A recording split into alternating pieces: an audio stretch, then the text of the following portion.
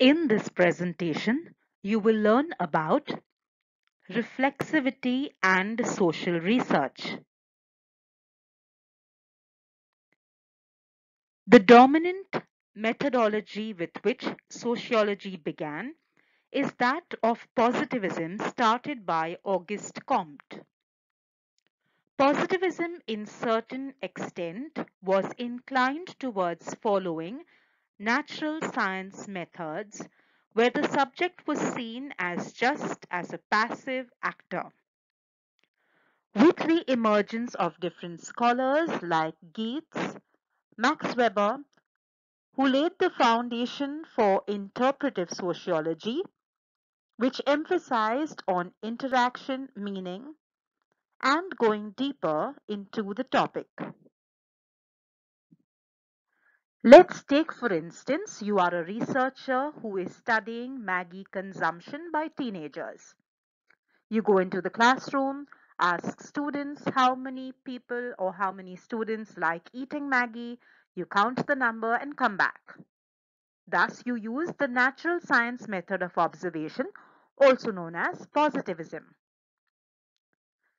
However, if you ask students why they consume Maggie and have an in-depth conversation or discussion, then you are using qualitative methods or interpretative method.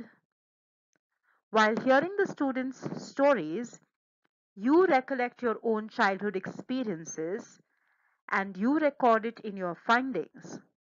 Now that is reflexivity. Thus, reflexivity is nothing but the idea that research doesn't happen in a vacuum. During the process of research, the researcher himself or herself goes through a process or transformation while studying the subject.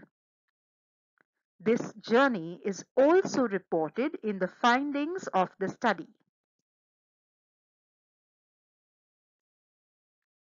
Let's understand the origin. The adjective reflexive first appeared in English in 1588. It was used as early as 1640 to refer to the capacity of mental operations to be turned or directed back upon the mind itself. Reflexive has been used since 1837 to describe pronouns, verbs, and their significations that are, as the Oxford Dictionary says, characterized by or denote a reflex action on the subject of the clause or sentence. With reference to mental operations, the adjective is frequently confused and used interchangeably with its near synonym, reflective. The value of reflexivity has been widely accepted in anthropology during the past 2 decades.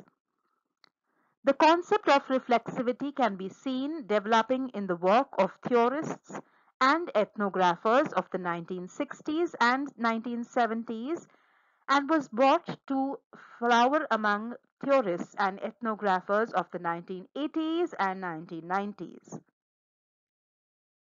Sociologists on reflexivity. Victor Turner and his students focused on the study of reflexive movements in social life. Turner was interested in the ways in which social action was accomplished through the manipulation of symbols. Reflexivity, in Turner's sense, refers to moments in which social actors become conscious of and can reflect upon social life in ritual and other cultural practices which are reflexive in the sense of showing ourselves, arousing consciousness of ourselves as we see ourselves. According to Mead, a self is that which can be object to itself, or that which is reflexive, that is, which can be both subject and object. The self then represents reflexive experience simultaneous organic and mental activity. Only humans are capable of this. Only humans have and are selves.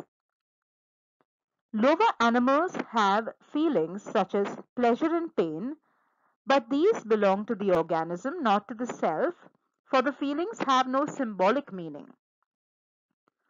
Mead found it convenient to express the dual and reflexive nature of the self through the concepts of the I and the me. The self is essentially a social process going on with these two distinguishable phases.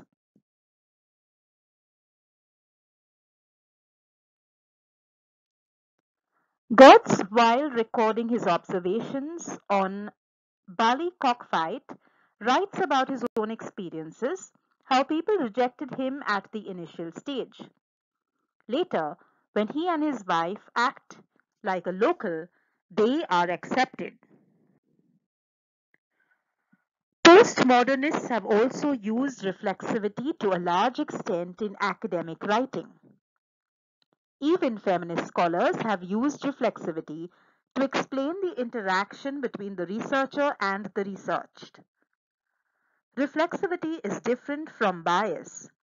It is the constant voice of one's own socialization, habits, customs, or baggage which the research carries in the field.